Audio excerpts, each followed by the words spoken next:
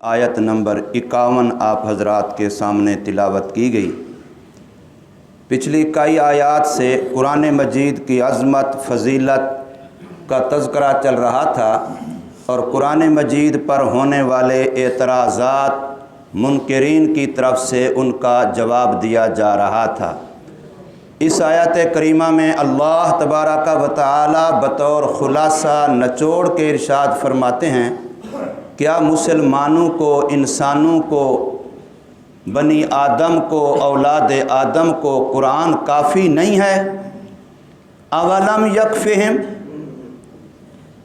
استفہام کے انداز میں اللہ پوچھ رہے ہیں کہ اتنے دلائل دیے قرآن مجید کی حقانیت کے، صداقت کے، کامل کتاب ہونے کے، اکمل کتاب ہونے کے، مکمل کتاب ہونے کے، اتنے دلائل کے بعد تمہارے دل دماغ میں یہ بات آئی کہ نہیں کہ ہمیں خدا کا قرآن کافی ہے؟ اولم یکفہم، کیا قرآن ان کو کافی نہیں ہے؟ تو مسلمان کا جواب تو یہی ہے کہ قرآن مجید کافی ہے۔ ہماری مکمل زندگی کی رہنمائی کے لیے قرآن مجید ہمیں کافی ہے، اس لیے کہ قرآن مجید ہمیں یہ کہہ رہا ہے کہ تمہارے لیے محمد الرسول اللہ صلی اللہ علیہ وسلم ایسے کامل اکمل ہادی رہبر رہنما ہیں، ما آتاکم الرسول فخذوہ وما نہاکم عنہ فانتہوا، کہ جو سرکار مدینہ صلی اللہ علیہ وسلم تمہیں کرنے کو دیں اس کو لے لو، اور جس سے آپ صلی اللہ علیہ وسلم روکیں اس سے رک جاؤ۔ بس یہ کسوٹی ہے، معیار ہے۔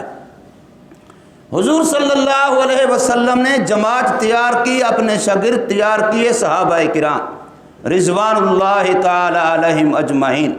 قرآن مجید نے ان کو کسوٹی بنا کے فرمایا کہ وَإِنْ آمَنُوا بِمِثْلِ مَا آمَنْتُمْ بِهِ فَقَدْ اهْتَدَوْا، کہ اگر دنیا جہان کے قیامت تک آنے والے انسان ایسا ایمان لائیں گے جیسے تم لائے ہو اے محمد کے صحابہ اور غلام، اے محمد کے شاگرد، جیسے تم لائے ہو اس جیسا ایمان قیامت تک آنے والے انسان لائیں گے، فقد اہتدوا، تو وہ ہدایت پا جائیں گے۔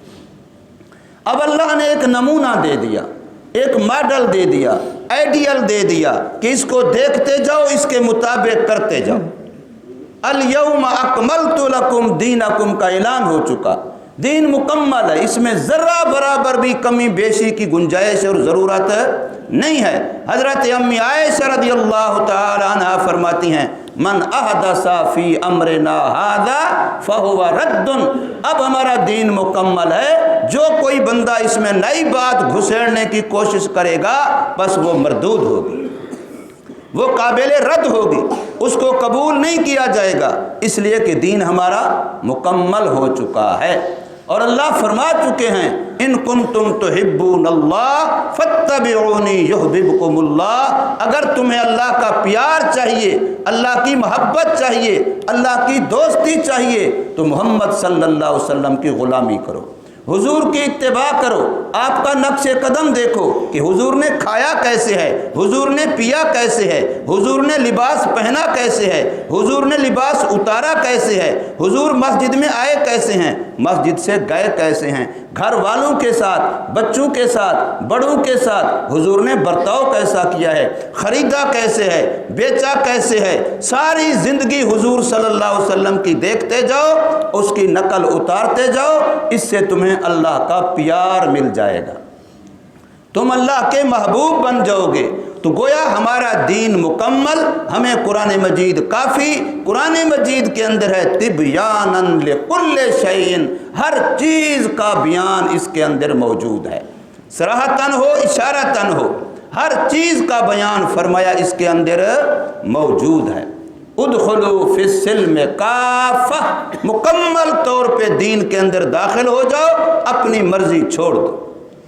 یہ کتنے واضح ارشادات ہیں، اس لیے قرآن مجید کہتا ہے اولم یکفہم، کیا نہیں کافی ان کو؟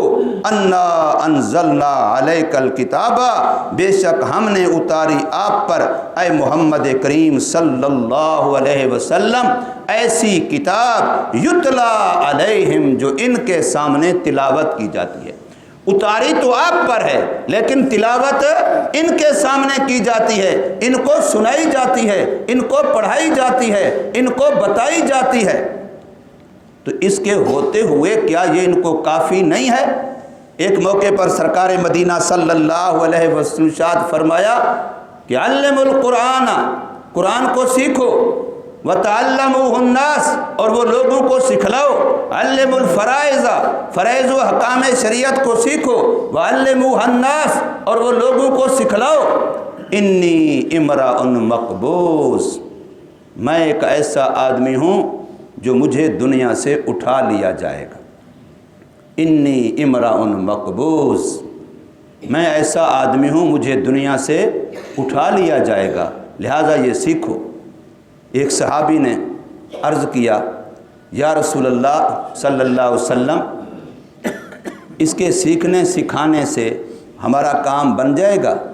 تو فرمایا ہاں، سیکھنے سکھانے کا مطلب ہے کہ جو سیکھو اس پر عمل کرو، جس کا علم ہوتا جائے اس پر عمل کرو اور دوسرے تک پہنچاؤ۔ اور ساتھ فرمایا کہ صرف پڑھنا پڑھانا سیکھنا سکھانا یہ تو یہودی بھی اپنی کتاب کا کرتے تھے، عیسائی بھی اپنی کتاب کا کرتے تھے، لیکن نہ وہ خود محفوظ رہے دین پر، نہ ان کی کتابیں محفوظ رہیں۔ اکیلا سیکھنا سکھانا کافی نہیں بلکہ اس کے مقتضا پر عمل کرنا ضروری ہے، اس کے تقاضے پر عمل کرنا۔ اور اسی کو حضور نے ایک اور حدیث میں ارشاد فرمایا سیاتی علی الناس زمان، ان قریب لوگوں پر ایک ایسا وقت زمانہ آئے گا لا یبقى من القرآن الا رسمہ، کہ نہیں باقی رہے گا قرآن میں سے مگر اس کے نقوش و لکیریں، حروف ہوں گے، اس پر عمل نہیں ہوگا۔ ولا یبقى من الاسلام الا اسمہ، اور اسلام کا صرف نام باقی رہے گا۔ میں کون ہوں؟ مسلمان ہوں جی۔ اچھا جی، مسلمان کہتے کس کو ہیں؟ ایمان کی تعریف کیا ہے؟ اسلام کی تعریف کیا ہے؟ اس کے شرائط ارکان احکام کیا ہیں؟ مجھے کوئی پتہ نہیں، بس باپ دادے سے میں مسلمان ہوں۔ نام ہوگا، نام کے بغیر کچھ بھی نہیں ہوگا۔ تو فرمایا پھر یہ نام کام نہیں دے گا، صرف یہ نام کافی نہیں ہوگا۔ فرمایا یہ جو قرآن آپ کو دیا گیا ہے، جو آپ کے سامنے پڑھایا جاتا ہے، ان فی ذالک لرحمہ، اس قرآن کے اندر رحمت ہے، یہ کتاب رحمت ہے۔ اللہ کی رحمت لینے کا ذریعہ قرآن کو چھوڑ کر کے کوئی اور بندہ اختیار کرے، قطعاً رب کی رحمت اس کو نہیں مل سکتی۔ کتاب رحمت قرآن ہے، نبی رحمت محمد الرسول اللہ صلی اللہ علیہ وسلم ہے۔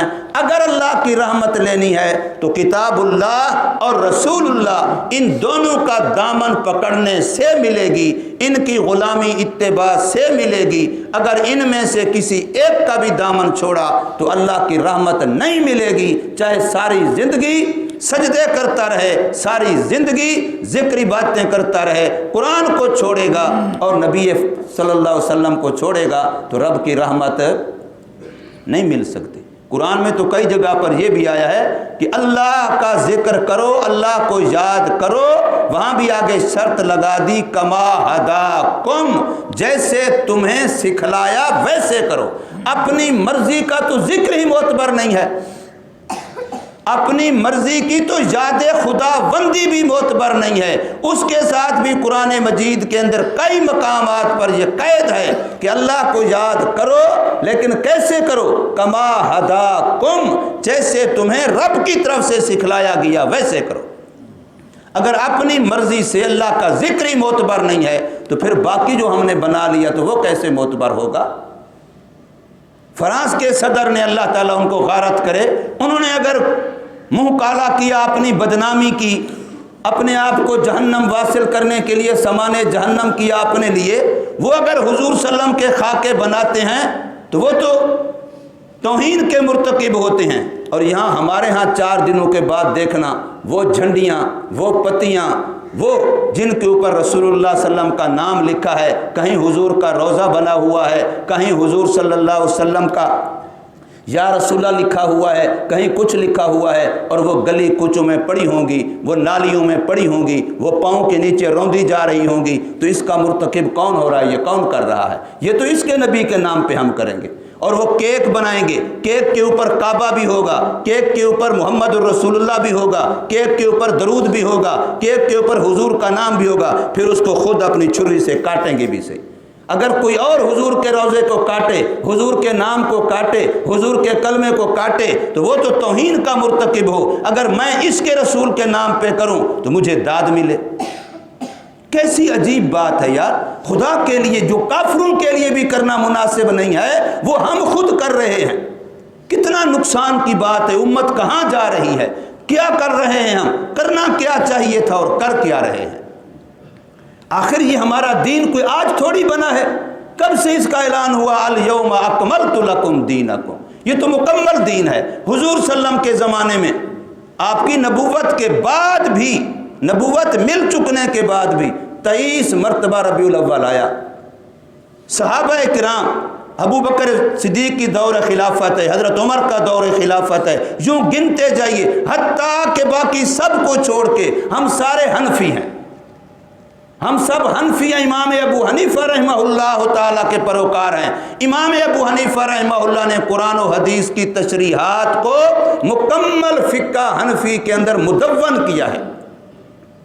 وہ 6 کتابیں جیسے حدیث پاک کی بڑی بڑی مشہور ہیں، سیاہ ستہ، فقہ حنفی کی مشہور بڑی بڑی 6 کتابیں ہیں جو امام محمد رحمہ اللہ، جو امام ابو حنیفہ رحمہ اللہ کے شاگرد ہیں، ان سے امام صاحب نے لکھوائیں اور اس میں پورے دین کو مدون کیا ہے۔ قرآن و حدیث کی تشریحات کو، جزیات و احکامات کو ان کے اندر مدون کیا۔ ان پوری 6 کتابوں میں پوری ذمہ داری سے کہتے ہیں کہ ایک دفعہ لفظ بھی نہیں ملتا یہ جائے کہ یہ طریقے ملیں جو آج کل کیے جا رہے ہیں۔ اللہ تعالیٰ معاف فرمائے۔ امت کو کہاں لے جائے؟ ان بچوں کو دکھایا جا رہا ہے، چھوٹوں بڑوں کو دکھایا جا رہا ہے کہ یہ دین ہے، یہ دین ہے۔ اللہ کے بندے، دین وہ ہے جو صحابہ کرام نے حضور صلی اللہ علیہ وسلم سے سیکھا، جو صحابہ کرام سے تابعین نے سیکھا، تابعین سے تبع تابعین نے سیکھا، ائمہ مجتہدین نے سیکھا، محدثین نے سیکھا، ہمارے بڑوں سے ہمیں ملا، وہ دین ہے۔ ہمارا دین کامل ہے، ہمارے دین کے اندر پیوند لگانے کی ضرورت نہیں ہے، ہمارے دین کے اندر اضافے کرنے کی ضرورت نہیں ہے، ہمارا دین کامل ہے۔